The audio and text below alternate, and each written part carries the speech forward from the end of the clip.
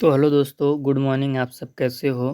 कल हिंदी शिक्षण की क्लास नहीं आ पाई थी, कुछ रीज़न से। उसके लिए मैं माफ़ी चाहता हूँ। बट मैं कोशिश करूँगा कि जो क्लासेस चल रहे हैं वो रेगुलर बेसिस पे बहुत अच्छे से चलें। आज की वीडियो में हम लोग जानेंगे गद्य शिक्षण व पद्य शिक्षण में अंतर। ये आज की 15वीं क्लास है हिंदी शिक्षण की। इससे पहले की क्लास यदि आपने नहीं देखा है तो देख लीजिएगा, प्लेलिस्ट बनी हुई है हिंदी शिक्षण की। प्लेलिस्ट में सारी वीडियो हैं एक एक करके। तो हम जानेंगे कि गद्य शिक्षण क्या है और पद्य शिक्षण क्या है, दोनों के बीच में अंतर क्या है आज की वीडियो में। चैनल पे नए होंगे तो चैनल को सब्सक्राइब कर लीजिएगा, टेलीग्राम चैनल को ज्वाइन कर लीजिएगा। तो अंतर देखना जब हम शुरू करते हैं तो पहला अंतर हमारा क्या है, गद्य शिक्षण में भाषिक तथ्यों की प्रधानता होती है, जबकि पद्य शिक्षण में भाषिक तथ्यों की उपेक्षा मिलती है। इसमें साहित्यिक सौंदर्य तत्वों का ध्यान रखा जाता है। गद्य शिक्षण में भाषिक तथ्यों मतलब आप समझ सकते हैं कि जो भाषा है वो किस भाषा में गद्य है, शब्द भेद उसमें कैसे हैं, तद्भव तत्सम शब्द, विलोम शब्द, समानार्थी शब्द कितने प्रयोग हुए हैं, ये सारी चीज़ों का ध्यान रखा जाता है। जबकि जब पद शिक्षण कराया जाता है तो साहित्यिक सौंदर्य का ध्यान रखा जाता है कि उसमें कौन सा रस है, कौन सा अलंकार है और कौन सा छंद पाया जा रहा है, कविता का भाव क्या है, इन सारी चीज़ों पे। दूसरा अंतर क्या है, गद्य शिक्षण ज्ञानात्मक साहित्यिक दृष्टिकोण से उपयोगी होता है। गद्य शिक्षण जो होता है ज्ञानात्मक होता है, उसमें भाव शब्द शब्द पे प्रकट नहीं होता है।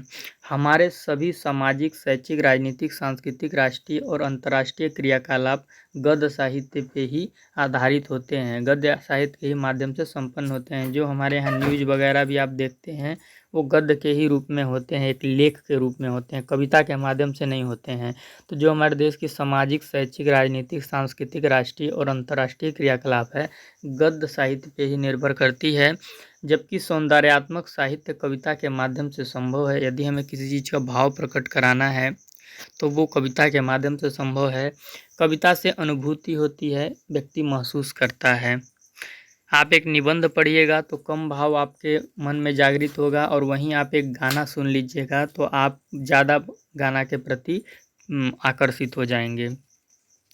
फिर इसके बाद जो अगला अंतर है, गद्य बौद्धिक पक्ष की साहित्यिक अभिव्यक्ति का माध्यम है। गद्य से हमारे बौद्धिक पक्ष का विकास होता है और हम अपने मस्तिष्क में जो विचार हैं उनको प्रकट कर पाते हैं गद्य के द्वारा। जबकि पद या कविता भावात्मक पक्ष की साहित्यिक अभिव्यक्ति है, हमारे दिल में क्या भावना चल रही है, अगर उसको हम मुख्य रूप में बताना चाहते हैं प्रधानता के साथ तो हमें कविता का सहारा लेना पड़ता है। जैसे आप देखते होंगे फिल्मों में जो हीरो के लव सॉन्ग्स होते हैं वो गाना के माध्यम से ही दिखते हैं कि जो एक्टर है वो एक्ट्रेस से कितना प्यार करता है। मतलब मैं एक उदाहरण दे रहा हूँ श्रृंगार रस के द्वारा, तो आप समझ सकते हैं। चाहे राधा कृष्ण का आप गाना देख सकते हैं। चौथा क्या है, गद्य विचार प्रधान साहित्य का प्रतिनिधित्व करता है। गद्य में विचार क्या होते हैं, प्रधान होते हैं, ऐसे साहित्य का गद्य प्रतिनिधित्व करता है। जबकि कविता भाव प्रधान साहित्य का प्रतिनिधित्व करता है। कविता में जो भाव होते हैं वो प्रधान होते हैं और गद्य में विचार प्रधान होते हैं कि किस विचार की, किस मत की बात की जा रही है। अगला क्या है, अगला है गद्य अपेक्षाकृत बौद्धिक, सूचनात्मक, सूक्ष्म और नीरस रचना है। गद्य क्या है, थोड़ा सा नीरस रचना होता है, अगर अच्छा नहीं है तो आप उसमें कंटिन्यू नहीं कर सकते। जबकि कविता या पद्य भावात्मक, रसात्मक, सरस और प्रहलादकारी यानी कि आनंदकारी रचना है। पद्य क्या होता है, पढ़ने में मज़ा आता है, रस का स्वादन होता है और आनंद आता है हमें। अगला क्या है, गद्य में व्याकरण की प्रमुख भूमिका रहती है, जबकि कविता व्याकरण के बंधनों से मुक्त होती है। कविता पद्य रचना में क्या होता है, आप कैसे भी शब्द यूज कर सकते हो, उस शब्द को हम विशेष संदर्भ में यूज किया है कभी ये कह के बात को टाल देते हैं। लेकिन जब गद्य की रचना होती है तो उसमें व्याकरणों का वही ध्यान रखा जाता है, क्योंकि गद्य क्या होती है, वाक्यों के रूप में एक रचना होती है, लेख के रूप में एक रचना होती है। तो गद्य में कैसे शब्द भेद क्या हैं और वाक्य भेद क्या हैं, इन सभी चीज़ों का ध्यान रखा जाता है कि मिश्र वाक्य हैं, सरल वाक्य हैं, तद्भव, तत्सम, यौगिक शब्द हैं, रूढ़ शब्द हैं, विलोम शब्द हैं, इन सारी चीज़ों का ध्यान रखा जाता है। फिर इसके बाद अगला क्या है, गद्य में उत्सुकता व प्रफुल्ल नहीं होता है। गद्य में बात बात पे आपको उत्सुकता नहीं मिलेगी, आपको प्रफुल्ल यानी आनंद नहीं आएगा, जबकि कविता इनसे ओतप्रोत रहती है। आप कोई कविता पढ़ते हो तो आप कितने हर्षोल्लाहित होते हो, आप उत्साह में होकर कविता को पढ़ते हो। फिर इसके बाद क्या है, गद्य नियमित रूप से चलता है, रागहीन होता है, हृदय को संपादित नहीं करता है, जबकि पद छंदोबद्ध रचना का नाम है। अर्थात जब गद्य को संगीतात्मक स्वर व ताल में बांध दिया जाता है तो उसे पद कहते हैं। कह क्या रहा है कि गद्य जो है नियमित रूप से चलता है, नियमित रूप से चलता है और रागहीन होता है। भाई राग के साथ तो हम गद्य को पढ़ते नहीं हैं, सिंपल भाषा में हम गद्य को पढ़ते हैं। हमारे हृदय को ये एडिट नहीं करता है, संपादित नहीं करता। जैसे गद्य का पठन हो रहा है तो जब तक पूरा गद्य पढ़ नहीं लिया जाएगा हमें कहानी का संदेश पता नहीं चल पाएगा कि कहानी कहना क्या चाहता है, चाहे जो उपन्यास है वो कहना क्या चाहता है, जब तक पूरा ख़त्म नहीं हो जाता है। लेकिन जो कविता है उसके पंक्ति पंक्ति में रस होता है, पंक्ति पंक्ति में आनंद होता है, क्योंकि वो छंदोबद्ध रचना होती है। और जब गद्य का जो लेख है यदि उसे संगीतात्मक स्वर और ताल में हम बांध दें तो क्या है, वो कविता बन जाता है। कहानी को भी कविता बनाया जा सकता है। कहानी को कविता बनाने के लिए हमें उसकी वैसी रचना करनी होती है।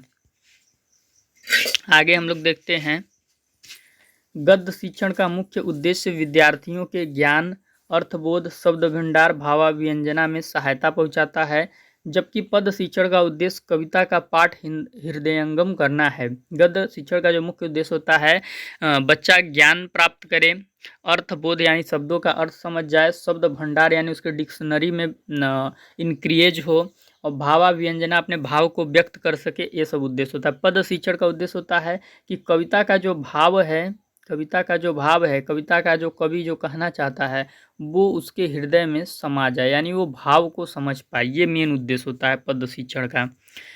फिर अगला क्या है, 10वां नंबर, गद्य शिक्षण में मौन वाचन को महत्व दिया जाता है, जबकि पद शिक्षण में सस्वर वाचन को महत्व दिया जाता है। जो गद्य होता है आपका उसे आप मौन भी पढ़ सकते हैं, लेकिन जो आपका पद है उसमें आपकी ध्वनि निकलनी चाहिए, और सस्वर यानी कि साथ में, ध्वनि को हम साथ में लेकर पढ़ेंगे। जैसे चारू चंद की चंचल किरणें, मतलब एक लगे कि हम बैठा के गा रहे हैं, ये चीज़। फिर इसके बाद हम 11वां नंबर देख लेते हैं, गद्य शिक्षण का मुख्य उद्देश्य छात्रों के तार्किक शक्ति का विकास करना है। तार्किक शक्ति मतलब कि यदि कोई चीज़ ऐसा है तो क्यों है, उसके पीछे का रीजन जानना, इस शक्ति का विकास करना।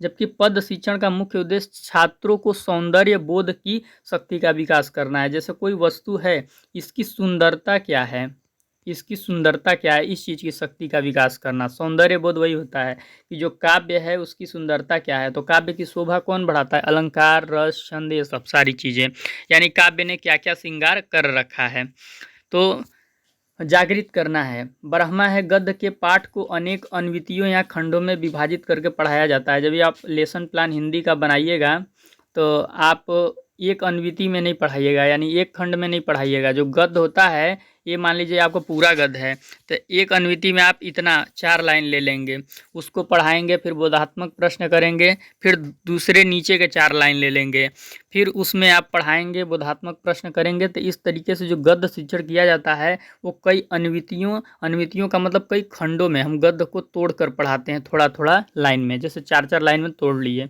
और हर एक खंड के बाद हम बोधात्मक प्रश्न भी करते हैं, ये नियम होता है। और इसके उल्टा, जबकि पद के पाठ को एक ही अन्विति में प्रस्तुत करना होता है, पद का जो पाठ है उसको हम तोड़ेंगे नहीं, उसको हम एक ही अन्विति में प्रस्तुत कर देंगे। कई अन्विति में विभक्त करने से भाव तार तार हो जाता है। यदि पद को हम कई अन्विति में तोड़ देंगे तो जो पद का भाव है, संपूर्ण भाव है, वो क्या हो जाएगा, खराब हो जाएगा। फिर इसके बाद हम अगला देख लेते हैं। अगला क्या है, गद्य शिक्षण में प्रश्नोत्तर विधि का अनुसरण किया जाता है, यहाँ पे होगा, जबकि पद शिक्षण में व्याख्यान विधि का प्रयोग अधिक किया जाता है। गद्य यदि हम पढ़ा रहे हैं तो प्रश्नोत्तर विधि के माध्यम से पढ़ा सकते हैं। उसी गद्य से बीच बीच में हम प्रश्न करके गद्य का जो विचार है वो बच्चों को समझा सकते हैं कि गद्य का जो लेखक है वो क्या कहना चाहता है। लेकिन जब पद शिक्षण हम पढ़ाते हैं तो जो पद्य की पंक्तियाँ होती हैं उसमें जो शब्द आए होते हैं उस शब्दों की हम व्याख्या करते हैं, थोड़ा-सा डिटेल में बताते हैं। जैसे नीलांबर आ गया तो हम बताएँगे नीला है अंबर जिसका, अर्थात नीला अंबर किसका होता है? जैसे दशानन, 10 हैं आनंद जिसके रावण। तो इस प्रकार से व्याख्या करते चलता है ताकि बच्चों को शब्दों के बेहतरीन तरीके से अर्थ समझ में आए।